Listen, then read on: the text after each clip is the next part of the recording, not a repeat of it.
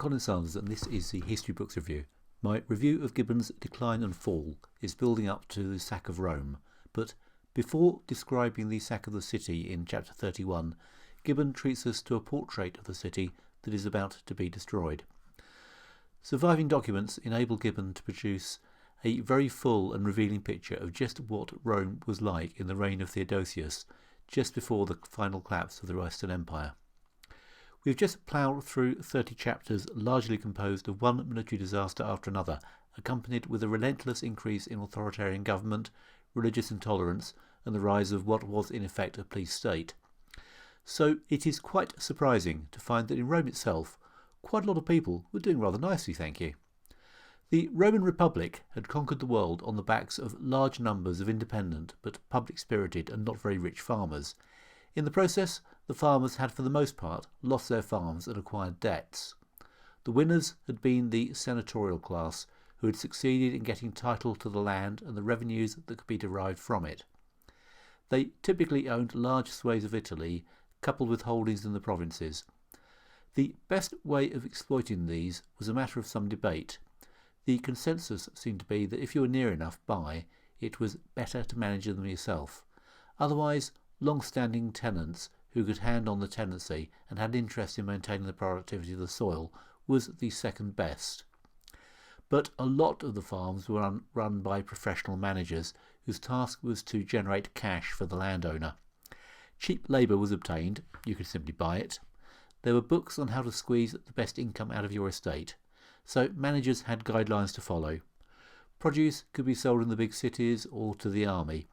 Everything slotted together nicely to provide a large and steady stream of income to the wealthy citizens in the cities, in particular in Rome itself. The name for the agricultural system was latifundia. It literally meant large estate, which pretty much sums it up.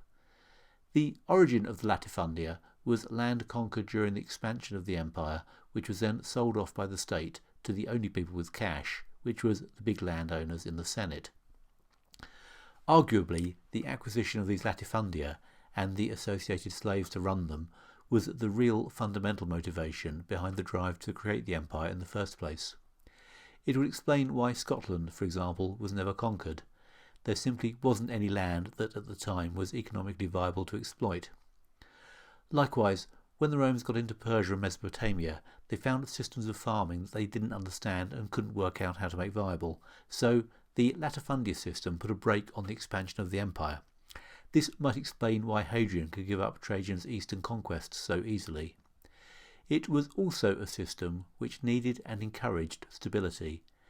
There was little incentive to come up with technical innovations. The latifundia were already making the owners rich, and in a basically agrarian society, doing away with labour would not cost cuts very much. And if you increase productivity, who would buy all the extra production? The system also accounts for the chronic shortage of manpower in the army, which is otherwise rather hard to explain. Farming is a labour-intensive business without tractors. This is especially the case at harvest time. Landowners would be very reluctant to let able-bodied men out of their control for years on end if they could help it. Never mind defending Gaul from the Goths, I've got olives that need pressing. The inequalities of the Roman world were simply astonishing and hard to comprehend. In Rome, the dwellings of the rich could be described, and were described, as palaces, but that doesn't really do them justice. They were basically the capitals of little empires all of their own. They would have an extensive staff, their own baths, servants, a temple even. They drew revenues from all over the continent to support a small family in complete luxury.